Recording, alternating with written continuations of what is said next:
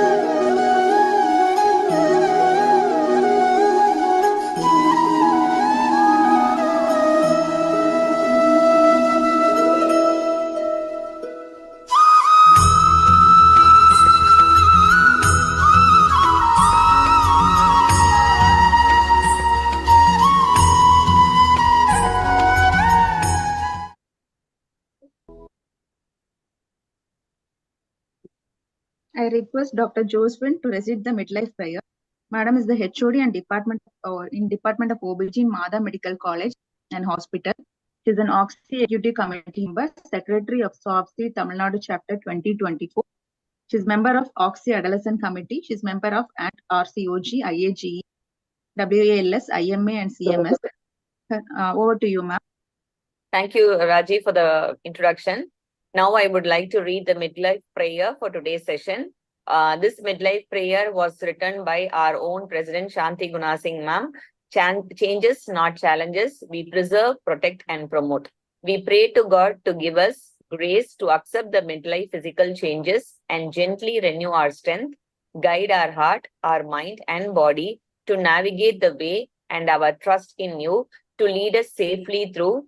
We pray for midlife and mature women to cherish the fond moments of their life, and also for those sitting in a doctor's office or who are in bed asking for healing touch. On this day, may all the midlife and menopausal women have the gift of joy, hope, and good health. Thank you, God, for the promise of hope you hold out to all the midlife and menopausal women and inspire us to give this gift of hope to others. Josephine, one correction. Only Oxy prayer was written by me. This was by Professor Hepzibah. Okay, ma'am. Okay, ma'am. Our past president, Hepzibah ma'am, has written this for Chennai Menopause Society.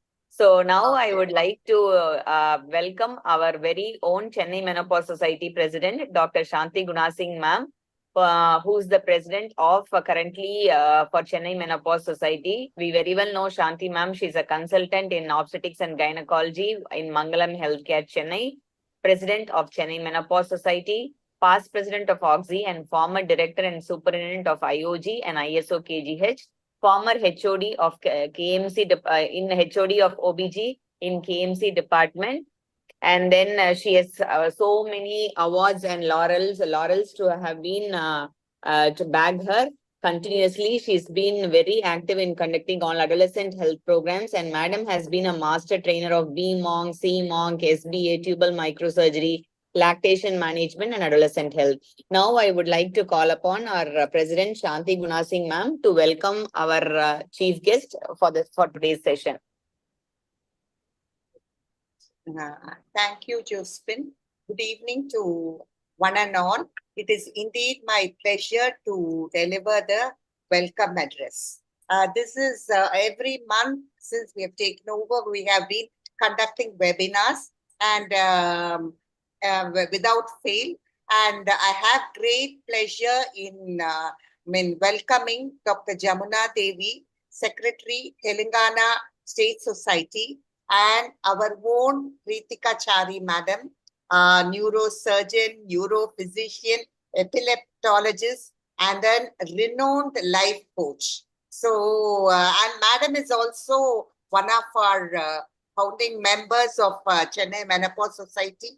It is indeed nice to have them here for this webinar on Mind Over Menopause.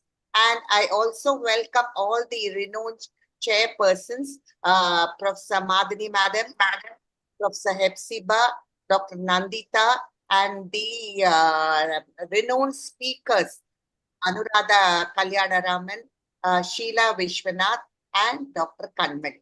And we innumerable happily joined. I hope all of you all benefit from this. Welcome once again. And this will be in this program, we are releasing our Model 15, Menopause Associated Disorders Awareness Newsletter 15. This is a 15th edition. We are really happy to have been consistent in release of model also. And that will empower all our menopause practitioners to address these problems in our menopausal wood. Welcome once again. Sahiti, can you play, Madam? Madam, I would like to request our chief guest for today's session, Jamuna Devi ma'am, to release the model for today's session. No, I think I will first introduce her. Okay, ma'am. Madam Dr. Jamuna Devi is the senior consultant obstetrician physician at Yashoda Hospital, Secunderabad.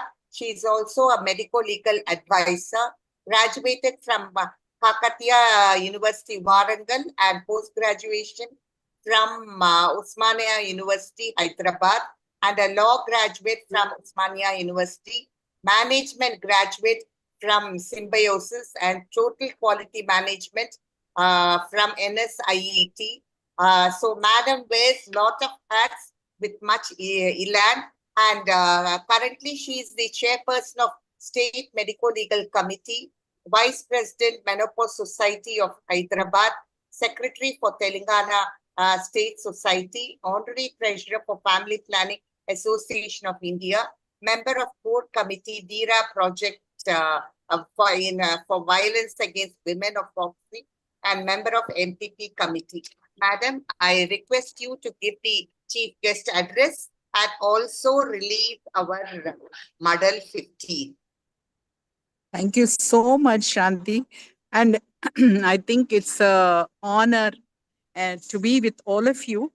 And the most important thing is that you are bringing out this model issue, and you're sensitizing your own members.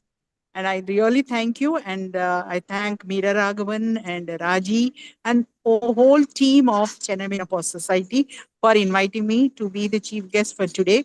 I think you have chosen the right thing, that mental health, how to navigate through this menopause transition. This is really an important one. And as OBGYNs, I think we play a vital role in addressing this emotional and psychological aspect of menopause, uh, along with the physical symptoms. Anyway, we have a lot of strategies for our clients to navigate this transition. But firstly, I think we all have to make them understand and make them feel that this is a normal situation and an experience. And we have to explain to them the link between the hormonal changes and mental health changes. So, normalizing this experience so that we can alleviate stigma and encourage open dialogue. And screening of mental health issues is a very important thing, and it should be incorporated in our routine menopausal care. And there are a lot of tools wherein we can use for the patients to identify and if they need a further support. And of course, we all have to encourage a holistic approach and we have to emphasize on the importance of lifestyle changes. And we all know the exercise, balanced diet, sleep, stress management, all these things do help to alleviate this mental health. And I'm sure, I think Shanti is taking your society forward with all these new things. And hopefully, we can improve the outcome significantly among our own women. So, thank you so much. And I'm really privileged to release this muddle issue. And I think I would like you people to share one with to me also, so that I want to go through it and learn about these things. Oh, that is a wonderful. And I love that poem also, what FC has written. That's really nice. Yes, ma'am. Thank Don't you worry, so much. ma'am. We'll definitely share a e-copy to you, Yes, ma'am. Definitely yes, personally also. So it will yeah. have so many useful things like even games are there incorporated in that, ma'am. So it will be of real Oh, use for you, ma'am. yeah. Thank you so much, Shanti. And I'm sorry because I'm in the airport. I'm actually going to board a flight in another 15 minutes, I think. Thank you so much for giving this opportunity. But unfortunately, I'll be missing all the talks, and especially the neurophysician who's there. And she's going to enlighten us with the neuro issues in menopausal women. Thank you so much. Thank you so much for Thank joining you. in and giving us the address by chief guest, They ma'am. will Even despite your busy schedule, you are able to join from the airport for this webinar. And thanks for releasing model for us, ma'am. So now we would like to move forward. And now I would like to request our Chennai Menopause Society President, Dr. Shanti Gunasingh, ma'am, to give an introduction for the guest of honor for the day. Yeah. We are really happy and proud to have our own Pritika Chari, madam, a very renowned and epileptologist, and she's working in Kaveri Hospital. She is a UG alumnus of Kilpop Medical College and a PG alumnus of Madras Medical College, MD, EM, PhD, and PCH from MMC, practicing medicine since 1972, neurology since 1978, and neurosurgery from 1990 in our own Chennai. And Madam is now very active as a life coach also. We are very happy to have you as the guest of honor.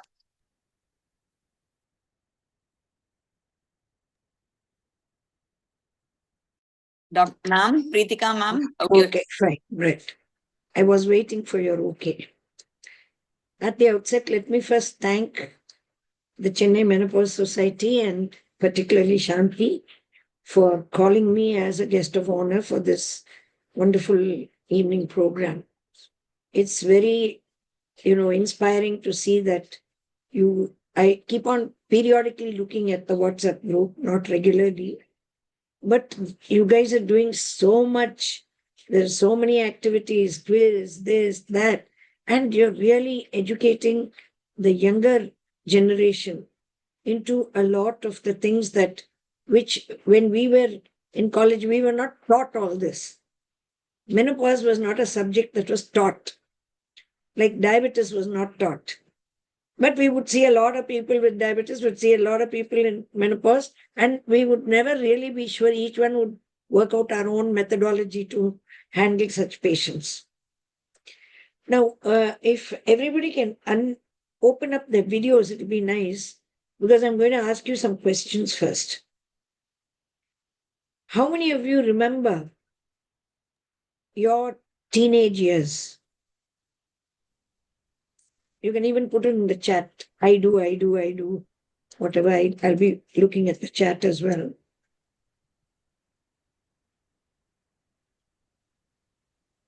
So, did you like your teenage years, or did you have some kind of a, you can unmute and answer also, or did you feel, oh, what on earth is this thing I'm going through?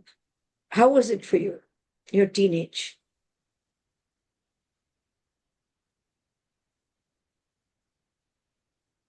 Come. I think we got limited time. Mm. The part of this. Thank you. So, what nobody's answering me. One person has written good, one said mixed feelings. How many of you would like to repeat your teenage years? Say me, if you'd like to repeat your teenage years. Teenage was okay. Somebody says yes. Ramani Rao says yes. TK says yes. Lots of people say yes. Well, menopause is no different from your adolescence. It's only happening at a different stage. In that period, you went through a lot of hormonal changes. You went through attaining your menarche. You went through this thing. There was a lot of mental, physical, emotional confusion. Now, midlife, which is defined as being between 45 and 65, is almost like a second adolescence. So when you look at it, it doesn't seem so frightening, because it's a natural stage in our life. And if you approach it with the same excitement, the same, bravery, the courage, the involvement as you did your adolescence, you will find that menopause can be a very fun period. Instead of letting us feel something bad is happening to us, something wrong is happening to us. So understand that everybody goes through what is called as the midlife crisis. Everybody. Men, women, everybody. But in my opinion, I won't call it midlife crisis like she has written in the heading. It's a midlife transition. It is just a time for us to redirect, reboot, and rejuvenate and change what is happening in us. So, what are the usual concerns that we have when we are going through midlife? The commonest concern is health concerns. What will happen to me? Will there be declining health? Is aging something which is associated with declining health? Will I lose my independence? Will I be bedridden? When I'm dying, will I have to depend on other people before I die in my old age? So all these physical health concerns are very, very predominant during midlife. The second concern is very often financial, believe it or not, because many people who are in jobs retire in this stage, during this stage of life. And they think, will I be financially secure? Will I be able to, have an emergency fund? Will I have a retirement fund? Will I be taken care of? Will I be, able to take care of myself? Will there be somebody to help me? The third concern that we often have is to do with your family, relationships. You find sometimes that among relationships, you begin to feel that maybe you're not relevant anymore. You've reached a stage where people just take you for granted. You're there, you're part of the furniture, as it were. But they don't really give you a specific relevance. Same time, you're undergoing an emptiness syndrome, where your children have grown up, they have left. You don't have all the big family that you were participating with throughout your life. So that is a third concern. The fourth concern is there may be unfulfilled dreams. Unfulfilled dreams. So many of us, when we reach middle age, we keep thinking, yeah, I wanted to learn music. I started learning when I was 18. Then medical college happened. Then I couldn't. It happened to me. I learned the veena, I learned the piano, but after medical college happened, I had to give it all up. So sometimes you think, oh, I love music, I love to play an instrument, but so unfulfilled dreams. Now, all of these are what contribute to your so-called midlife crisis. The other thing is, there may be some capability which you have. It may be a hobby, which you did not realize that you were so good at. And now somebody tells you, hey, this could actually be an income generating activity for you. So you have fun, you love what you do what you love.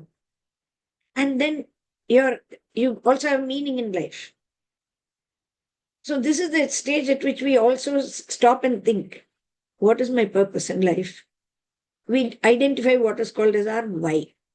Why do I wake up in the morning? What is it I want to do? And believe me, there are many people who have not decided what is their purpose in life, even up at the age of 45. They're still trying to find out what is their purpose in life, why God has put them on earth. So all of these bundled together is what causes the so-called midlife crisis. But if you analyze it this way and look at it, are they or are they not all things that are easily manageable by you if you take responsibility for it and decide to manage them? Yes or no? Definitely yes. So why do we make such a hoo-ha about menopause and everybody talks so much this thing and says, this will happen, that will happen. So it's possible for you to be mentally, emotionally, physically, and spiritually fulfilled. In fact, without the periods happening to us every month, there is a sense of freedom. There is something that releases you.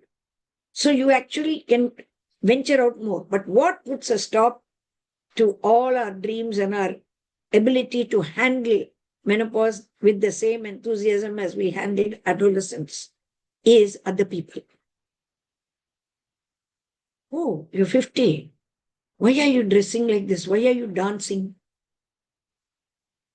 This is called ageism, which is a discrimination. So like saying you're too young to do this, you're saying you're too old to do this. Let me assure you that we are limitless. This wonderful brain of ours has neuroplasticity till the day we die. It is relatively limitless. But how you put it to use is up to you. So what is most important is how to manage your midlife crisis and have excellent mental health is for you to look at it as a period of an opportunity for growth, an opportunity to expand your desires, an opportunity for you to, set right some of the messes that you made earlier in life, because you become more wise at that age. So don't limit yourself. So all I'm going to end my little keynote as it were, is that menopause is an opportunity for you to become limitless in any areas of your life which you might have missed doing in earlier life. Of this, of course, taking care of your health is very, very important. And unfortunately, we doctors, we tell others to take care of their health, but we don't take care of our health. You cannot pour from an empty cup. So self-care is extremely crucial during midlife. And that will keep you vigorous at 60. It will keep you active at 70 and independent at 80. So mental sharpness depends on neuroplasticity. Use it or lose it. So keep using your brain. Keep doing things which challenge you mentally. And all of this comes to resilience, the ability to bounce back and mental agility. How do you develop that mental agility? By actually not avoiding challenges and problems, but seeking them out and using them as little, it's like lifting a weight to build up your muscle. So face a challenge, overcome the challenge, and you'll find that you're building up what is called as stress fitness. So it's possible for us all to be active, to have a happy life, if we only take full responsibility for this. So have a wonderful evening, all of you, and I hope I have inspired you that menopause is, and midlife is a chance for us to make up for all that we missed out before the age of 45. So that's it from me. Thank you. Thank you so much, Pritika ma'am. You have never failed to impress each and every time you have given any speech in any webinar, ma'am. Thank you so much for the wonderful talk that you have given us. So to proceed on with the webinar for the day, we have three esteemed chairpersons for the upcoming session. We have Madini ma'am, we have Hepzibah Kirubamani ma'am, and we have Dr. Nandita Thakur ma'am. Now I would like to introduce our first chairperson of the day, Madini ma'am, who's a well-known stalwart. She's a retired professor and a HOD in Department of OB-GYN in Madras Medical College, Chennai. She was a former director on Institute of Obstetrics and Gynecology, Egmore, Chennai. She was a past president of OXY. She is a UG and PG teacher, more than 45 years, examiner in various universities, has been an advisor in UPSC, given orations, has been the chairperson, speaker in conferences, presented papers in various national and international conferences, including FIGO, contributed chapters in OG books, interested in high-risk pregnancy, medical education, and traveling. Next, we do have Hepzibah madam. I would like to call upon one of the chairpersons, Madini ma'am or Hepzibah ma'am or Nandita Thakur ma'am, to introduce our first speaker of the day, Dr. Anuradha Kalyanaraman. Over to you, ma'am. Dr. Josephine, I'm online. Yes, Okay. ma'am. Ma'am, you can introduce Anuradha ma'am, Madini ma'am. Josephine. Good evening to one and all.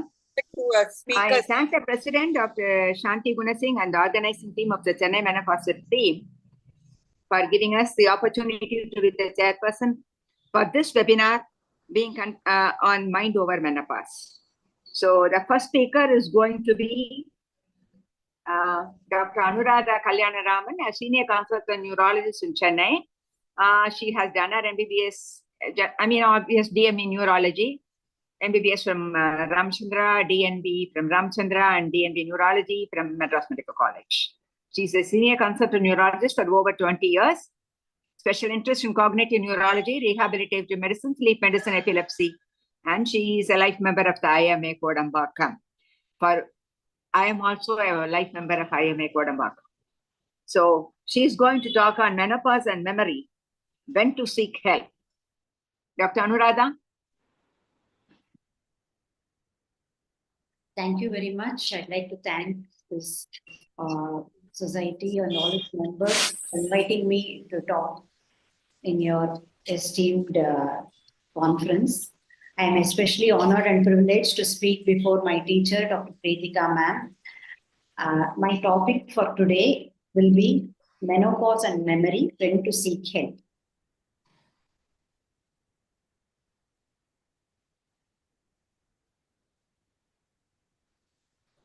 Josephine, after Dr. Anuradha finishes, kindly introduce both the other two chairpersons too. After that, the second speaker can speak. Okay?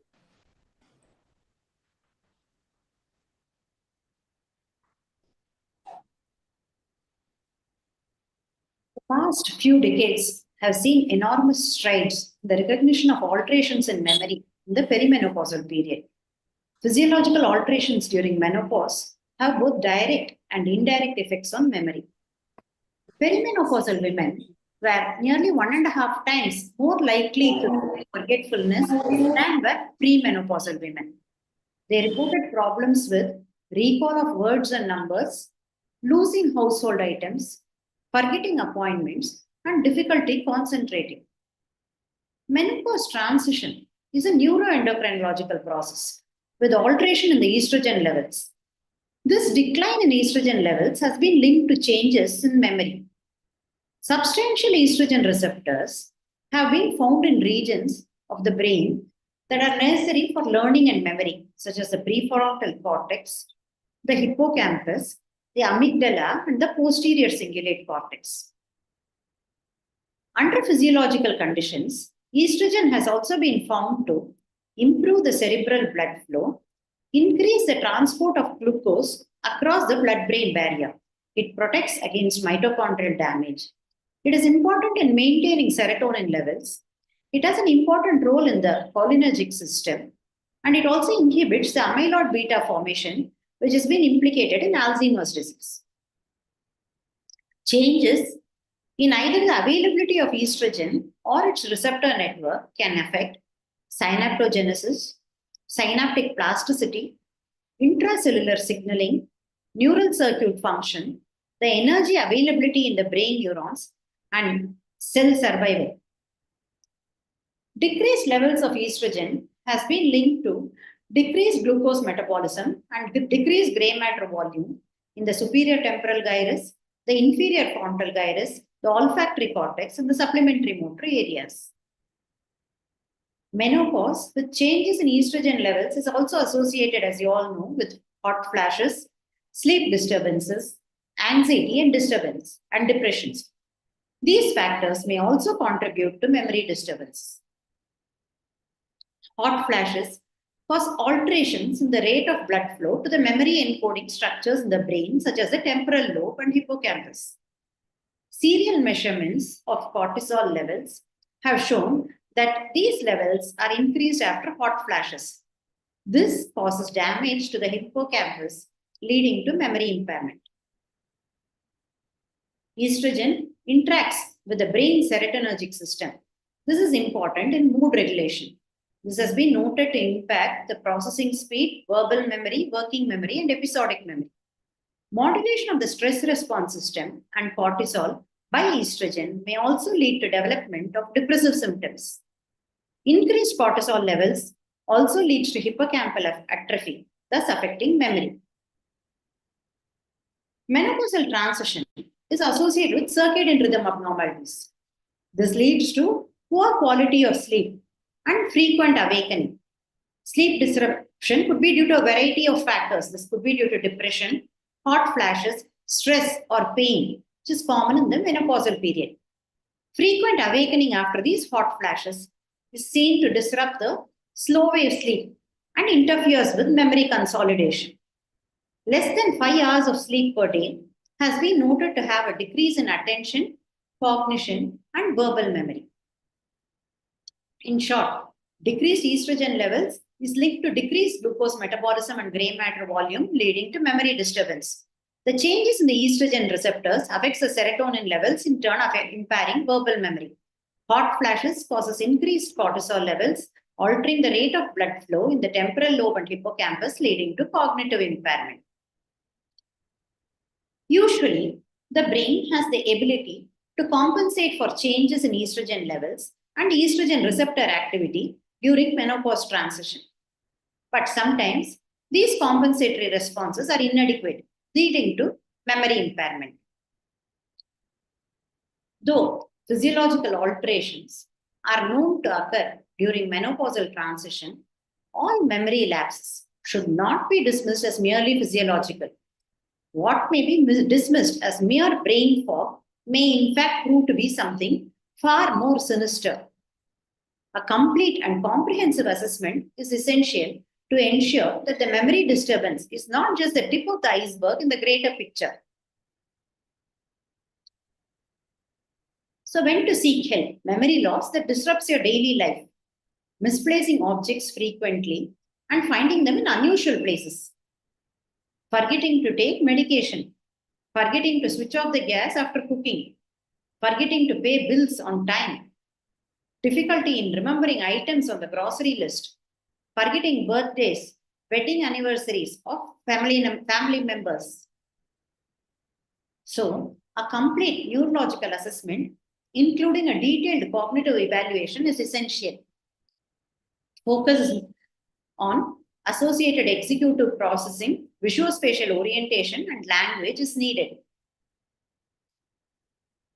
Markers of a major neurological disease could be fluctuation in attention and alertness, indicating a metabolic pathology, confusion with time or place, visual or auditory hallucinations, indicating a Lewy body dementia, getting lost in familiar surroundings, maybe in Alzheimer's disease, difficulty in calculating money, word finding difficulty, or a recent onset difficulty in using the cell phone.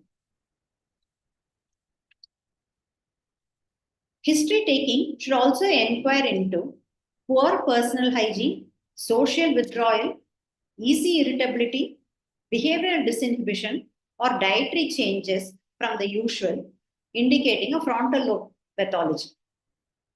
We should also look for gait abnormalities, including slowness of movements, imbalance while walking, associated movement disorders or abnormal movements.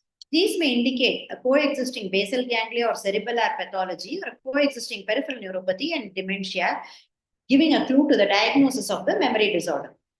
Weakness of limbs or a past history of stroke may indicate a vascular cognitive pathology. Fainting spells may indicate a vertebrobasilar insufficiency or a cerebrovascular pathology causing disruption of the cerebral blood flow. Urinary incontinence is important because unconcerned micturition could be due to a more sinister pathology like a normal pressure hydrocephalus or intracranial SOL. This should not be dismissed as just a mere stress incontinence. Again, associated headache with a memory loss or visual disturbances or seizures may point to intracranial SOL. History of fever, joint pain, or skin changes may indicate an autoimmune pathology for the dementia. Cardiovascular disease could point to a vascular cognitive pathology. A renal impairment or a hepatic dysfunction may lead to a chronic uremic encephalopathy or a hepatic encephalopathy. Recent infections may indicate a septic encephalopathy or a HIV dementia complex. You should also look for rapid progression of symptoms and significant weight loss, indicating a maybe underlying malignancy. Exposure to toxins, heavy metal poisoning, and indigenous medication usage may point to a reversible cause of dementia. Coexisting history of smoking, ethanol, or substance abuse is important in memory disturbances. A family history of dementia or psychiatric illness may again provide a clue. Thus, an early diagnosis of a potentially life-threatening cause of memory loss is essential. Reversible cause of memory loss can be treated earlier if the clinician is able to pick up the red flags. These symptoms might otherwise be easily dismissed by the patient or her family as innocuous. The type of medical intervention depends on the underlying illness. Management depends, of course, on the underlying pathology and includes both pharmacological and non-pharmacological measures. Physical and mental exercises should be tailored to suit the individual needs. At least 30 minutes of brisk walking in sunlight for 5 days a week has been advocated. Promoting intake of Mediterranean diet like green leafy vegetables, nuts, and fresh fruits should be encouraged. Sleep hygiene is very important. You must encourage the patient to maintain regular hours of bedtime, avoid late meals, and restrict the screen time before bed. You could also encourage cognitively stimulating activities like reading and playing board games with the children in the house. You can encourage hobbies such as music or painting. Attending social events and promoting interaction with loved ones. Meditation and yoga are, of course, being advocated. Proper guidance and counseling of the patient and her relatives is required. Pharmacological therapy is targeted towards the underlying cause of memory loss. Medical intervention may range from a simple correction of a vitamin deficiency or thyroid supplementation to addition of a specific medication such as cholinesterase inhibitors for Alzheimer's disease. Surgical intervention may, of course, be required in case of normal pressure hydrocephalus or intracranial space-occupying lesions. While hormone replacement therapy may be useful at alleviating most of the menopausal symptoms, its role in reversing memory loss is limited. The impact of HRT on prevention of dementia is dependent on the timing of its initiation. HRT is most beneficial within a potentially critical window if introduced before a certain threshold of neuronal damage is reached. This critical time period, is likely to be during the transition to menopause. The decline in estrogen levels at this time increases the vulnerability of the brain to dementia-related pathologies. But there may even be a detrimental effect when hormone replacement therapy is initiated late. Multiple studies, including the Women's Health Initiative Memory Study, showed that the use of hormone replacement therapy was associated with 26% reduced risk of dementia if HRT was initiated at a younger age below 49 years, whatever be the cause of menopause, medical or surgical. No impact on cognition when initiated between the ages of 50 to 55 years, but a 76% increased risk of dementia when given over the age of 65 years. In conclusion, all memory disturbances during menopause should not be dismissed as mere brain fog. Red flag signs should be looked out for by the clinician to rule out other treatable causes. Early diagnosis and prompt treatment of a potentially reversible cause of memory disturbance can prevent irrevocable brain damage, thereby reducing morbidity and improving the quality of life. Thank you.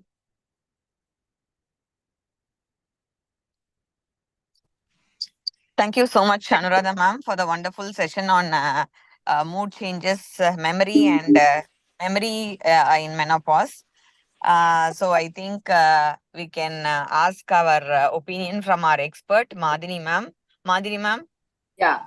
See, just like that, you can't say memory loss goes with the menopausal transition time or it is due to menopause. So we have got to just don't go only brain fog. She has told us about the red flag signs. So if they are there, the patient has to be treated. Otherwise, we know it commonly because of all the causes. She said how the estrogen receptors are in the brain centers, like prefrontal cortex, amygdala, hippocampus. And so how those symptoms you get, and so how insomnia makes them more, the less number of hours they sleep, how it affects. So she has discussed that. So just like that, don't write off saying brain fog, it's common in this stage.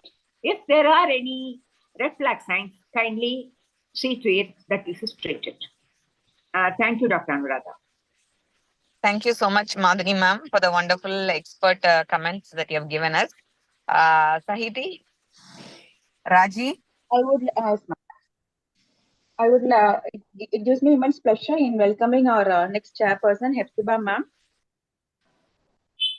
Ma'am is the past president of Obstetric and Gynecology Society of Southern India. She is past president of Chennai Menopause Society and past IMS chairperson for Education Committee. She is the joint treasurer IMS 2024-25. She has received 2 consecutive year Best Society Award during CMS President tenure from 2022 and 2023. She is the research member secretary of Savita University. Ma'am conducts awareness program for Tamil Nadu paramedical staff, schools and colleges, and has presented and published many papers in index journals and reviewers for IJST. Ma'am is the PhD guide for SRMC, Savita, SRM, and she is also trained in robotic surgery. Her field of interest is high-risk pregnancy, menopause, and medical education. Ma'am has got many awards. Lifetime Achievement Award from Tamil Nadu Dr. MGR University in 2012. Lifetime Achievement Award in Foxy 2015. Teacher of Teacher Award in Stanley Medical College 2016. Dr. APJ Abdul Kalam Award 2017 and Best Scientist Award 2018. Best Faculty Award 2019 and 2020. Excellent Specialist Award from Tamil Nadu Medical Council received from Honorable Tamil Nadu Governor in 2018. Prestigious Dr. Durushav Award 2022. An Icon of India Award 2023. Most Inspiring Award Diab Indo India Foundation 2023. She has got the Best Achiever Award 2023, Eurogain Award in 2024. Now, ma'am is the former consultant in CAA Kalyani Multi-Specialty Hospital and visiting professor Mada Medical College. She has developed Midlife and Beyond app, Eclampsia app, Reminder app for mom, directed 2 short films for menopause awareness, and written textbook, video embedded undergraduate manual of clinical obstetric and gynecology 3rd edition, handbook on USG for training MBBS doctors, Foxy Focus, endometriosis and menopause. Her hobbies of she's a music lover and travel, and she loves traveling. Over to you, ma'am. I request Hepzibah ma'am to introduce our next chairperson, Dr. Sheila ma'am. I request Rajalakshmi ma'am to introduce the other chairperson also. Nandita ma'am also, Raji. Oh, okay. I would like to I would like to introduce our next chairperson, Dr. Nandita Thakkar ma'am. She is the medical director, Nandida's Fertility and Research Center, Chennai. She is the academic head and coordinator and senior consultant in Mehta Hospitals, Chennai. Her areas of interest are reproductive medicine, high-risk pregnancy, genetics in OB-GYN, lifestyle and gyne disorders. She has focused training programs in skill training, workshops, and designing teaching modules. She has presented papers at both national and international conferences. Over to you, ma'am.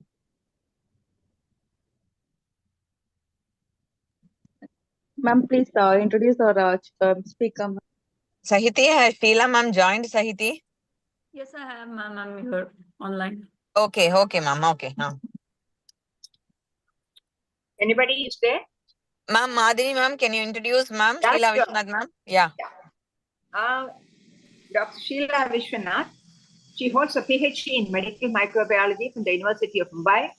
After a brief stint as chief microbiologist in a local corporate office, she started her own polyphonic, which she ran successfully for 25 years. Post-COVID, she closed down the clinic and focused on yoga and related sciences. She has to have career certifications in yoga training as well as in therapy. She guides a lot of people, both locally as well as abroad, with their yoga practice, mainly through online sessions. She's going to talk about, going to be on mindfulness and meditation tools to navigate menopause with clarity. Mrs. Vishwanath? Yeah. Thank you so much, ma'am, Madhini ma'am, Dr. Madhini, and thank you to all the directors and president of Chennai Menopause Society. It's my privilege and honor to be able to talk to you here this evening and also walk you through a mindfulness practice. And a little correction in the introduction, it's polyclinic, not polyphonic. It will keep people wondering what a polyphonic is. So thank you once again, and especially to Dr. Meera Raghavan for having given me this opportunity. So I've had the privilege of also talking about yoga and a little bit of mindfulness in person in one of your earlier sessions a few months ago. And today, here I'm not going to really spend too much time on talking about what mindfulness is because almost all of us at some given point of time or the other have read about mindfulness. We know what it is to be mindful, but just a brief glimpse. Mindfulness is about being in the present. It's a very short definition of mindfulness. Even a little activity like when you signing a check, for instance. I'm talking with special reference to the menopausal age. When you're signing a check, for instance, taking that pause, being aware of what you're doing, and then filling in the check will really be helpful. That is mindfulness. It's not a great practice to be doing, but even that little pause that you take between a thought and an activity, that is being in the present, and that is mindfulness. There are plenty of tools that are available, outside to practice mindfulness. One of the simplest is, as I said, to practice is in your daily walk of life, in every single activity. When the phone rings, not to rush and immediately take or immediately respond. take that little pause between the action and what your output is going to be. So that is mindfulness. So, but one of the most important tools, which I feel, probably I'm biased because I'm a yoga practitioner, one of the most important tools which I have realized is the breath. Because what is closest to you is your breath. When no one is with you and no one is around you, that one single thing which is the closest to you and your being is your breath, your inhalation and your exhalation, right? Prana, as we call it in the yogic parlance. So if you can do a little practice where you can become aware of just the breathing of the inhalation and exhalation, that can help you to stimulate a lot of mindfulness in your day-to-day life. See, we all take breath for granted because it is not something that we need to go out and buy, or there's a scarcity of it. So most often we are not even aware of what we are breathing and how we are breathing. So if we could focus on that little aspect of inhale, exhale, and just be in that moment of inhale, exhale, that can essentially help us to control several fluctuations in the mind, several anxiety and stress issues that most of us go through, especially in the menopausal age. All that can be largely brought under control. So without taking much time, I was asked if I could do a short session. That would be very good because I could do probably a 15-minute session on, leading people through understanding your inhalation, exhalation, and also going through a relaxation. So since all of us are in the comforts of our home, it will be nice if any of you want to switch off your lights, you could do that as well. And come and sit comfortably in your chair. It could be a relaxing chair or even the normal chair that you're sitting on in front of the camera. That's fine too. Just relax the body. I give you a short time to switch off the lights if you wish. Switch off your mobile phones.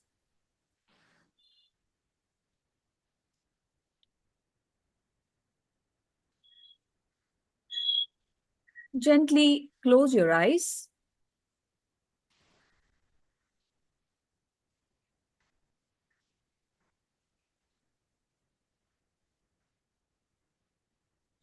I want you to draw your attention to the center of your eyebrows.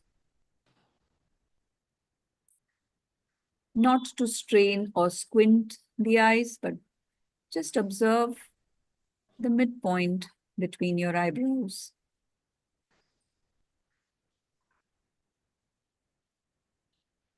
With your attention on this area, slowly feel the inhalation or the breath going in as you inhale.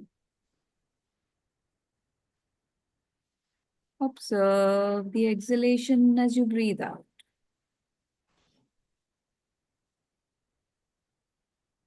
Inhale. Exhale.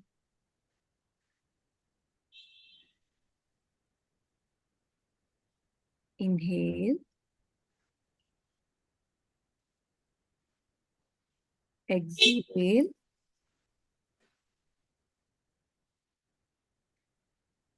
Inhale. Observe the inhalation. Observe your exhalation.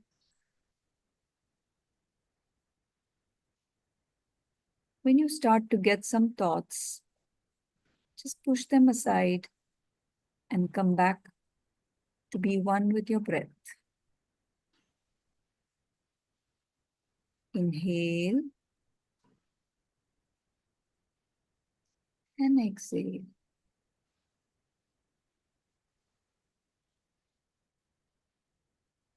Inhale to a count of 1 and 2.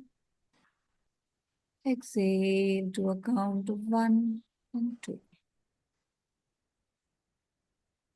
Inhale 1 and 2. Exhale 1 and 2. Keep your attention in the center of your eyebrows. Watch it going in 1 and 2. Watch it going out 1 and 2. With this breathing pattern, I want you to now shift your attention to the feet. Observe the feet. Observe your toes and relax them. Instruct them to relax. Slowly move your attention to the center of the foot, the sole of the feet. Relax the soles of the feet. Move up to the heels. Relax the heels. Become aware of the feet on the floor, the contact on the floor. Slowly draw your attention up the legs to your calves. Relax the calf muscles. We stand and we walk. The calf muscles get tired. Relax the calf muscles. Move your attention around to the shin bone. Relax the shin bone. Observe your breathing. Inhale 1, 2. Exhale 1, 2. Slowly observe your knees, the knee joints. Relax them. Relax the knee joints. The back of the knees. Feel the whole leg, knees down below to the feet. It's completely relaxed. Now draw your attention up to the thighs, the thigh muscles. Relax the thigh muscles. Draw your attention around the thighs to your hamstrings. Relax your hamstrings. Observe the whole leg from the thighs to the feet to the toes. Completely relaxed. Shift your attention to the hips and the groin. Relax the groin. When you sit all day long, the hips and the buttocks feel stressed. Relax the muscles. Move your attention to your abdominals. Relax the whole area of your abdominals. Observe the breathing. Inhale and exhale. Move your attention to the area of the chest.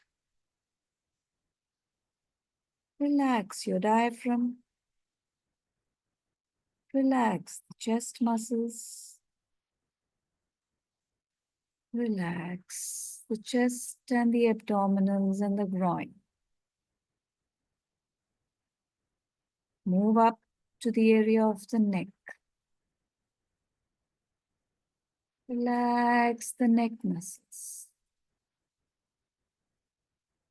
The whole front of your body is completely relaxed. Keep observing the breath too. Inhale 1, 2, and exhale 1. Move your attention to the back of the body, the lower back. Relax the muscles of the lower back. Move up to the upper back. Feel the strain and relax the muscles. Instruct the muscles to relax.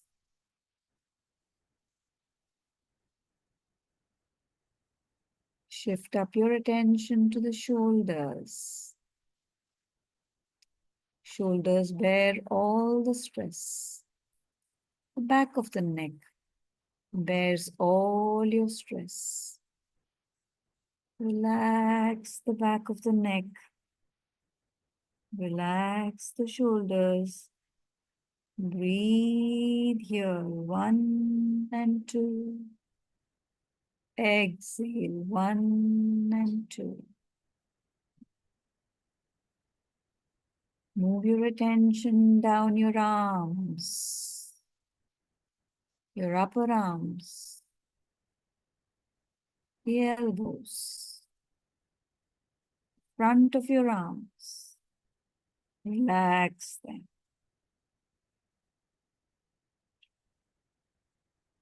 Move your attention down as you go forward, the forearm. Relax the forearm. Feel the lymph in your arms. Draw your attention to your wrists, the palms, the back of the hand, the fingers. Completely relaxed and under your control. Breathe in 1, 2. Breathe out 1, 2. Slowly shift your focus to the front of your face. Relax the chin. Relax the jaws. Relax your cheeks, the forehead. Relax the ears. Relax the whole of the front of the face. Shift your attention to the back of the head. Relax it completely. Breathe in 1, 2. Breathe out 1, 2. Move up your attention to the top of the head. The brain within. Relax the brain. You're only watching your breath. You're one with your breath. Breathing in 1, 2. Breathing out 1, 2. Your whole being is now completely relaxed.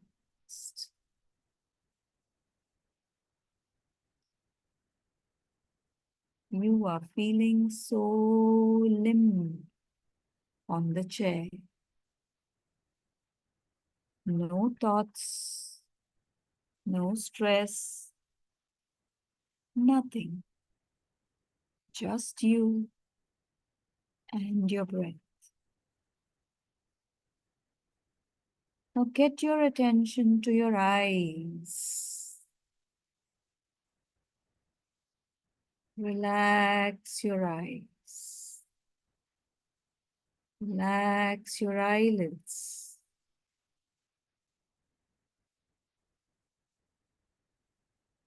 Through the eyes, come back to the center between the eyebrows. Stay with this feeling of relaxation. I will chant Om. You just enjoy the experience. Om.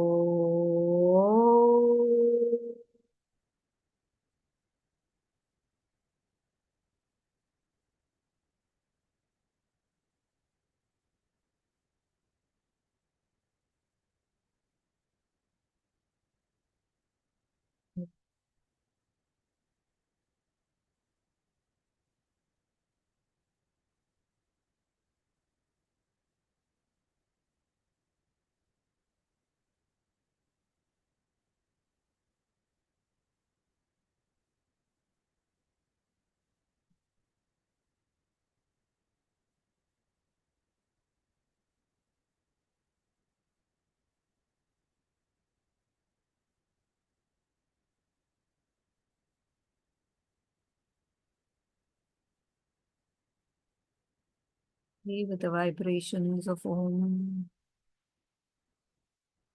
for a few moments. Enjoy the quietness, the stillness of your body and mind.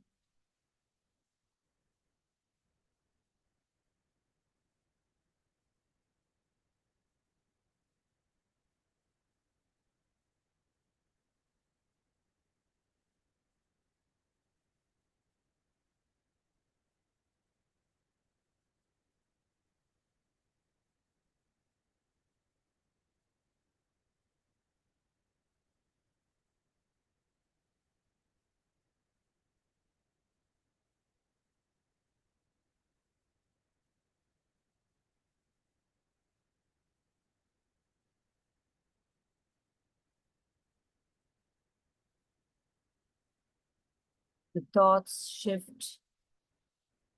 Bring it back to the center of your eyebrows.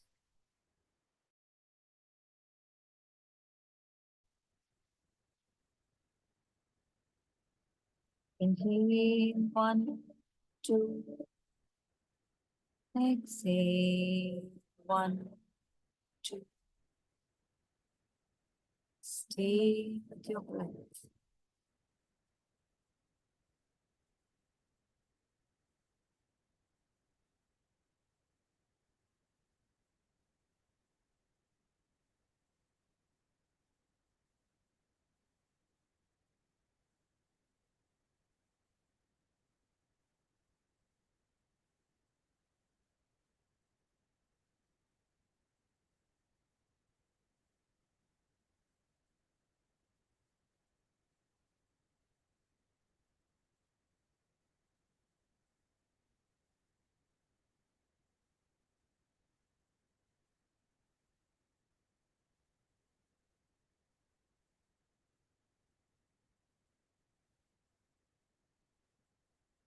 Now gently rub your palms and create warmth.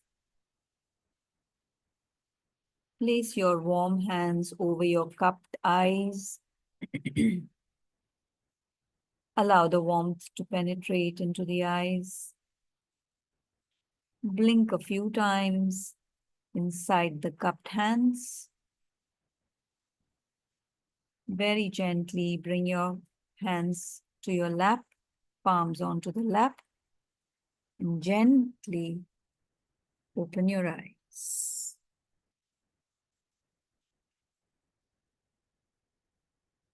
I thank you once again for giving me this opportunity. I hope all of you enjoyed and felt relaxed.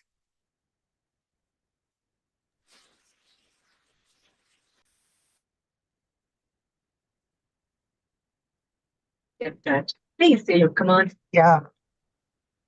Rajesh. Hello, Rajesh. Please say your function name. There's a possibility that people have slept, so you may have to. Yeah. Chairpersons. Chairpersons are there. Thank Madhini, ma'am. you, Dr. Sheila, Yeah. for your practical demonstration of the relaxation and the inhale and exhale. That was good. Nice Thank of you. Thanks a lot. Thank you. Thank you. Thank you so much. Hello, Thank you, ma'am. am I audible? Yes, ma'am. Yeah, that was a wonderful demonstration. Actually, that is very effective from forgetfulness to mindfulness. Thank you, ma'am. That was indeed a good demo. I think when we are free, we can do it. It's Yes, wonderful. Thank you. Thank you, ma'am. Thank you. Rajalakshmi, ma'am. We'll move on to our next session. Ma'am, we'll have quiz questions, ma'am. Yeah, we should have our quiz now. Yes, ma'am. Shall I launch the first question, ma'am? Yes, Sahiti. So, first question. Only delegates can answer these questions.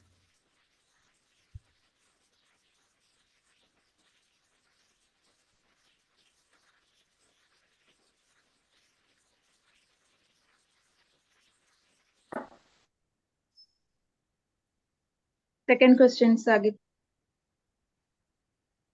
Yeah, we'll give 5 more seconds, ma'am. Time up.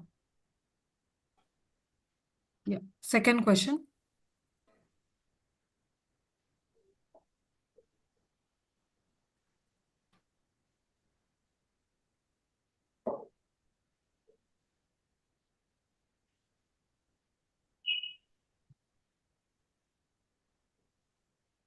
Five more seconds.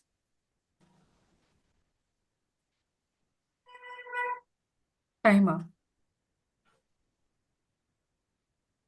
Third question.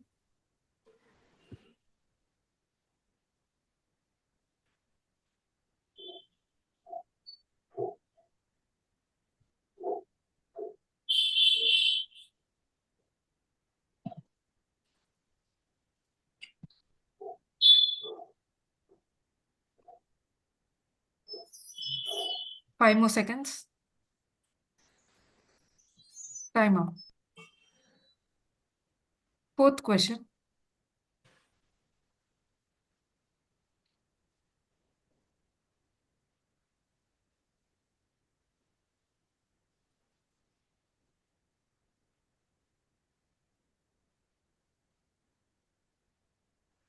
Five more seconds.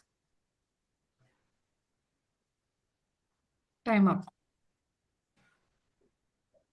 Fifth question.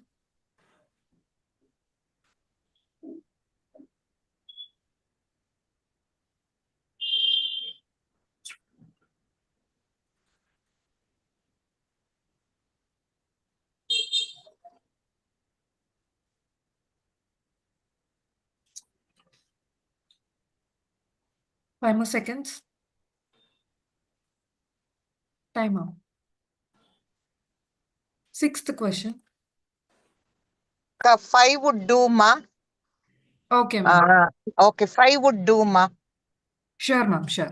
Answer read out பண்ணவா ma'am? இப்போ இல்லம்மா third talk முடிச்சிட்டு பண்ணிக்கலாம். Okay. We'll move on to our next session.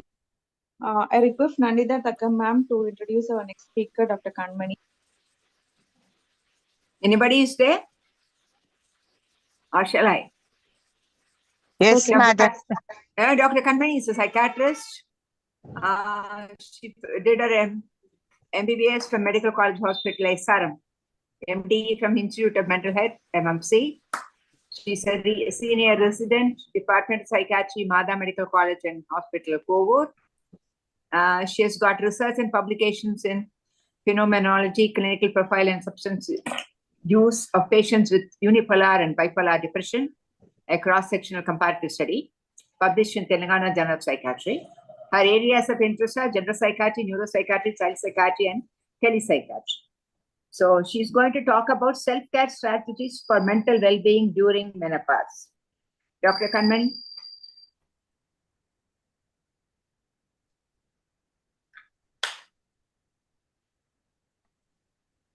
Thank you, ma'am. Thank you for the introduction, ma'am. I thank everyone for giving me this opportunity. I will start my presentation. My topic is self-help strategies for mental well-being during menopause.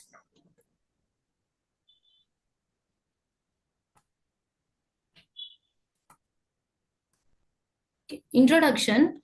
As we all know, menopause is a normal part of women's life. Women going through the menopausal transition are at a high risk of mood changes and symptoms of depression and anxiety. But the mood swings and emotional challenges often often undergo during this menopause period often will confuse us like depression or anxiety. Why these mood changes are common? Because the women who are going through this menopause also have some life circumstances which create a lot of stress that complicate the mood changes and mental health problems which related to the menopause. The common stressful situations are caring for children, caring for elderly parents, career changes, relationship changes, aging. The most common concern is body changes, body image issues, and a lot of illnesses which commonly faced during that phase. The common symptoms which shown during this period, mental health symptoms, often confuses us from menopause, whether it is menopause symptoms, mood swings, or depression. Because the common symptoms are we come across are irritation, anxiety, ruminations, panic attacks, and most of the people experiences poor self-confidence, low self-esteem, and tearfulness. Lot of people present with tearfulness and insomnia. The sleep disturbances are the most common symptoms we encounter during this phase, mainly because of the vasomotor changes which are associated with the menopause. Okay. Before going into the self-care strategies, I want to discuss about what is mental well-being. We always talk about mental health.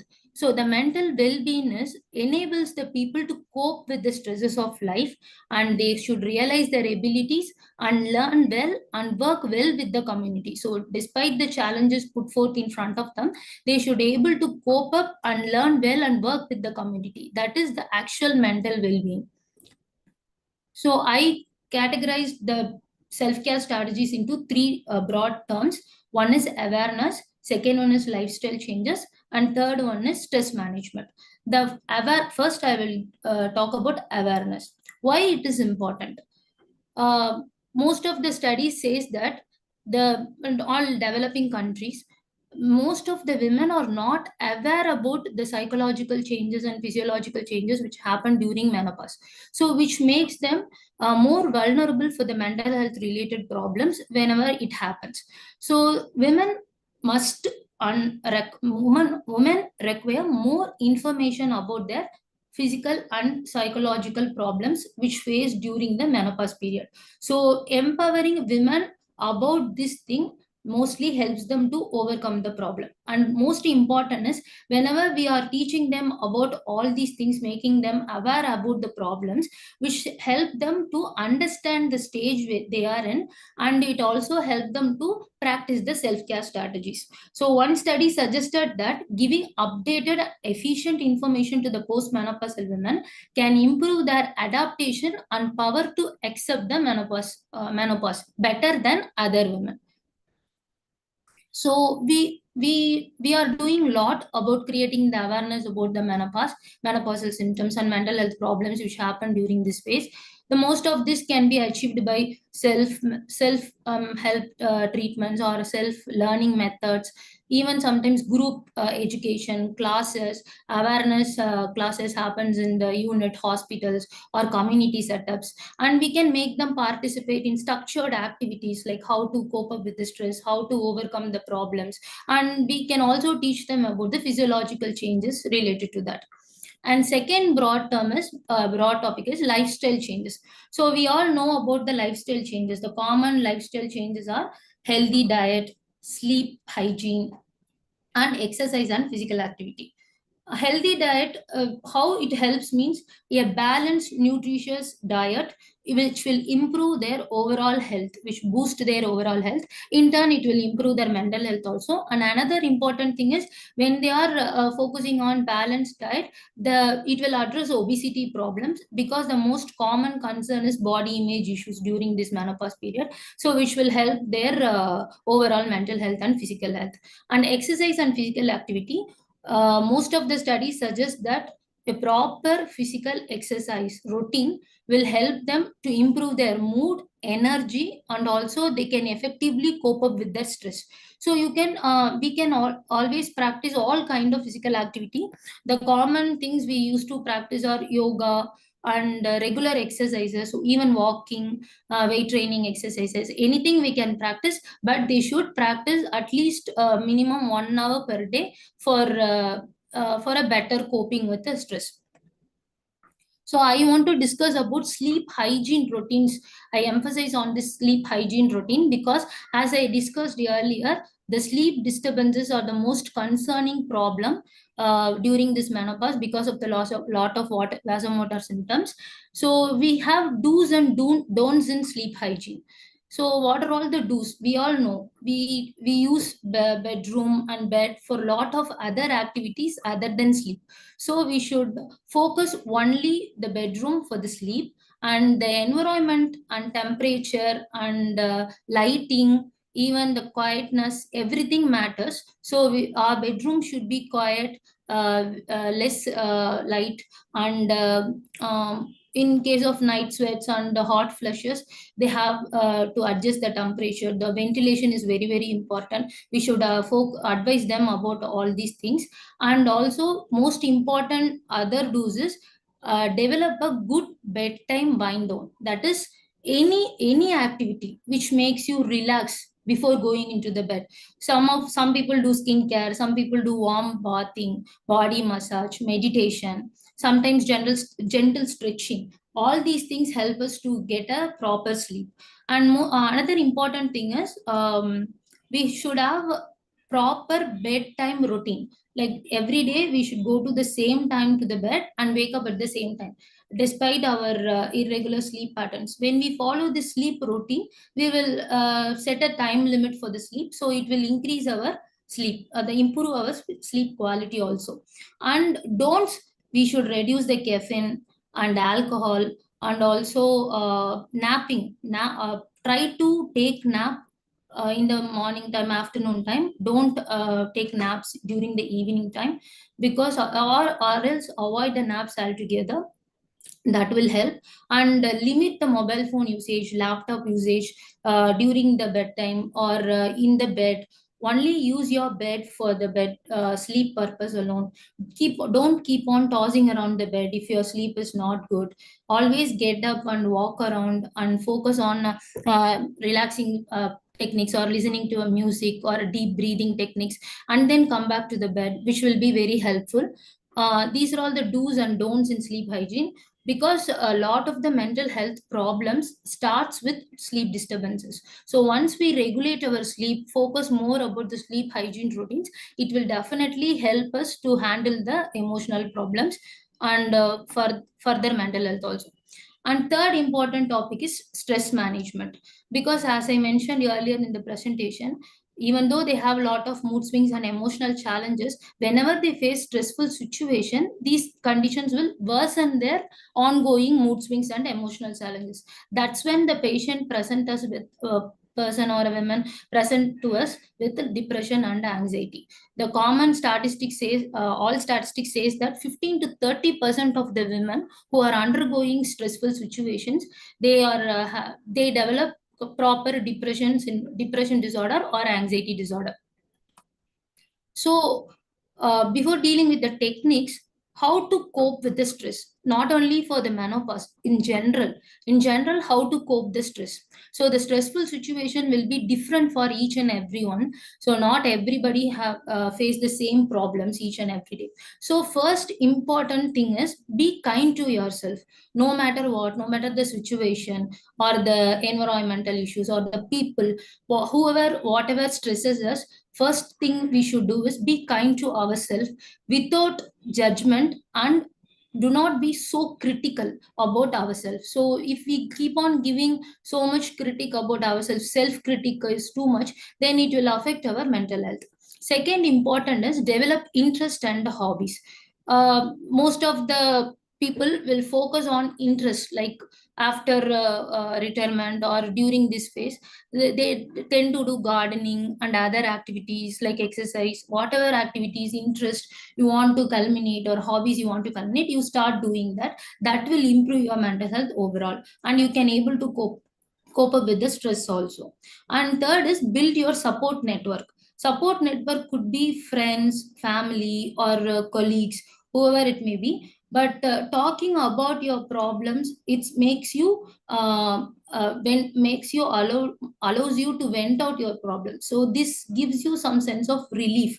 And also, if the like-minded people or if the person is able to listen to you and give you feedback and understand your struggles, and it will give you a lot of support so that you can overcome the stressful situation better than without talking about it. Organize your time. We always advise the people to maintain a schedule for a day. Why it is helpful means, if you schedule if you have a proper schedule, then it will reduce your overwhelming experiences which keeps on hinder our growth. Because if we have a schedule, we can easily organize our task and it will reduce the burden. So in turn, it reduces our stress also. Another important point is identify your triggers. Usually we have a lot of triggers in form of people, situation, and everything. When you analyze your own triggers, then it will be easy to handle whichever situation, whatever circumstances which makes you stressful. Then you can avoid the situation or circumstances priorly. So it will help you to cope up with the stressor. And last important thing is accept the things which you cannot change, because most of the time the stressful situations or circumstances which is not in our hand to face, because lot of problems we cannot able to find out the solution also. So that time we don't have to bother about the problem or ruminate about the problem. We can accept that this will not be changed, so we could move on and cope up with the stressor better. Okay. The techniques to cope up with the stressful situations are: first is mindfulness technique. As previous speaker ma'am explained beautifully about the mindfulness technique. It is a technique which involves noticing what is happening in the present moment. It will help us to become more self-aware, feel calmer and less stressed, and also help us to choose how to respond to your thoughts and feelings, and also cope with our difficult or unhelpful thoughts. So, ma'am actually explained beautifully about the steps for the mindfulness. So, we can try mindfulness even during our regular routine activities like mindful eating, mindful walking, mindful cooking. For example, when we have a drink like coffee or tea, we can slowly concentrate on the each sip we are taking, and focus on the aroma, focus on the taste and everything, and cherishing the moment, complete moment, while taking the coffee, while sipping the coffee. So this is being in the present moment. This is mindfulness. During this time, whenever the negative thoughts occurs or some rumination occurs, or if we tend to deviate, then we should focus our thoughts again to the coffee or eating or walking, like these activities. So practice mindfulness steps. Try to take a seat, set a time limit, notice your body, feel your breath, notice what whenever your mind has wandered. Whenever your mind has wandered, try to focus again and do this activity. So if you are not able to do it in the initial steps, don't worry, don't judge yourself. Try to slowly come back to the situation and start practicing mindfulness. Second strategies are cognitive strategies. How this will help? Because lot of ruminations, even during menopause or any other stressful situations, we get lot of negative thinking process. This thinking pattern only worsens our stressful situations and in turn leads to anxiety and everything. We called as negative automatic thoughts. For example, in the left side, I mentioned about the negative thinking patterns, especially related to menopause. So the common negative thoughts will the patient or a person can have is, I'll never get a decent night's sleep again. Everyone is looking at me because of my appearance. I am out of control. I have a lot of vasomotor symptoms, and they will go on forever. This will not end. My mood swings will go on forever. I won't be able to function tomorrow. These are all common negative thoughts whenever the patient experiencing some mood swings or emotional challenges. So, how to change these thoughts? We always try to identify our negative thinking patterns. How? We advise patients or a person to do journaling. Journaling is write our thoughts. Whatever the thoughts we are having, whatever the difficult feelings we are having, we always ask them to write down. Doing a journal will help us to reflect our thought patterns. So when we identify these negative thought patterns, it will help us to change into a alternate strategies. Always we should challenge those negative thoughts and try to change alternate thoughts. For example, I am out of control, and for that the alternative strategies are, there are things I can do to take control. So nothing is out of control, and this phase is going forever. They will gradually reduce over time, so that we can change that thought and challenge that negative automatic thought. So this is the loop. Whenever stress occurs or during menopause, the most common symptoms are physical symptoms, sweating, hot flushes, low mood, palpitation. Whenever these symptoms occurs, we have a thoughts. That thoughts could be create negative thoughts, and these thoughts will automatically create feelings. Feelings in the sense we get to angry, we tend to get anxious, embarrassed. Whatever the feelings we face are all our negative feelings. For these feelings, we have the behaviors. Most common is avoidance or getting upset, avoiding the situation, or frequently yelling at others, like that. So what we are suggesting in the cognitive strategies are these thoughts. In this negative thoughts, whenever the symptoms occurs, these thoughts, negative thoughts, we can give alternate strategy thoughts. Then that will help to reduce the feelings. These feelings will not be this much negative, and in turn it alters their behavior, and they become more social and able to handle the stress. This will be very helpful by doing journaling regularly. And relaxation techniques. Stress management, the most important part is relaxation techniques. Relaxation techniques, we usually teach the people about two ways. One is deep breathing technique, and another one is progressive muscle relaxation. Progressive muscle relaxation is given by Jacobson. This is a technique that helps to reduce our stress and anxiety by tensing and relaxing our muscles one by one. We can do it even while doing some work, or even in a relaxed posture, everything. But the commonly how to do this is tensing and relaxing muscle. For example, make a fist and relaxing the fist. That's the one way to do. And clenching the jaw, tightening the eyebrows. Like that, you can focusing on each muscle, tensing that muscle and relaxing that muscle, which will give you the relaxation. Whenever you are in a stressful situation, whenever you are undergoing anxiety attacks, you can try these relaxation techniques, which will help you to calm down. And another thing is deep breathing technique. Deep breathing, we call paced breathing or diaphragmatic breathing. We should sit in a proper posture and keep one hand in the chest and another hand in the stomach.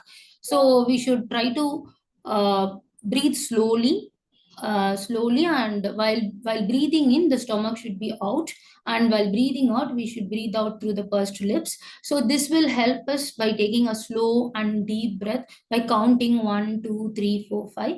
This will help us to relax even better during stressful situations. So whenever the stressful situation occurs, we can try mindfulness or relaxation techniques or journaling. But the best practice is journaling, and try to find out the negative automatic thoughts, and in turn it will help us to overcome the stressful patterns.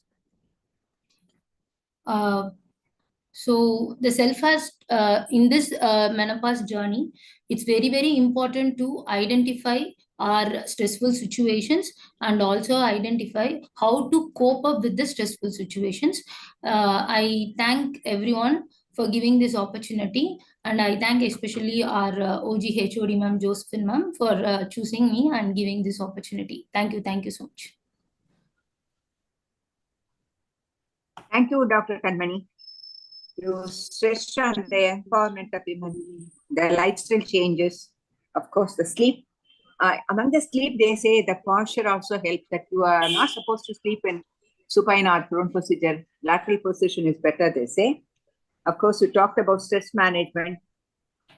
Positive thinking is very, very important, and about relaxation techniques. And you have told us about the 10 habits which we say. So count your blessings, think positive. This will go up in a few years. Like that, if they manage, they can manage that well. And thank you, Dr. Kanmani. Thank you, ma'am. Thank you. Thank you, ma'am.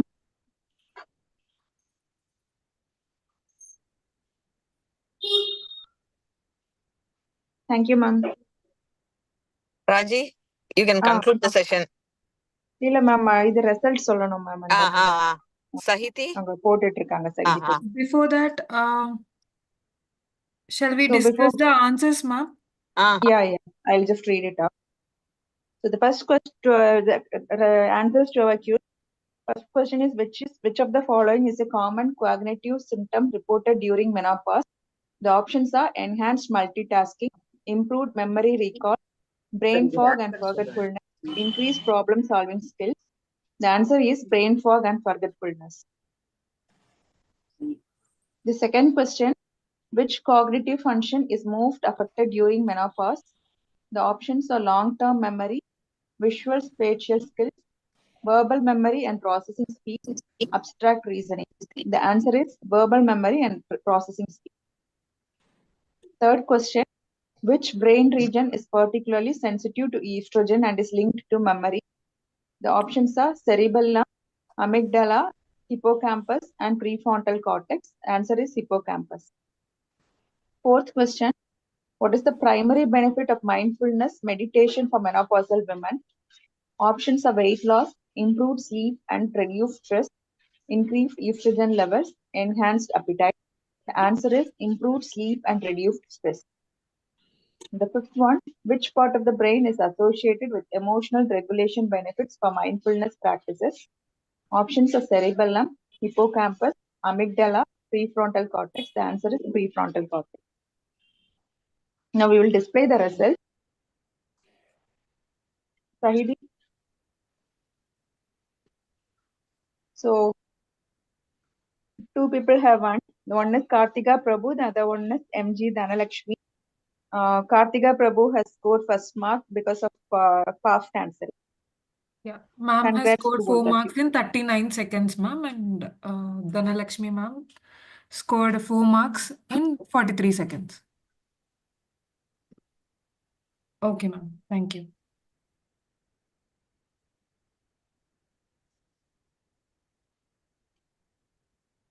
I request Rajalakshmi ma'am to give vote of thanks.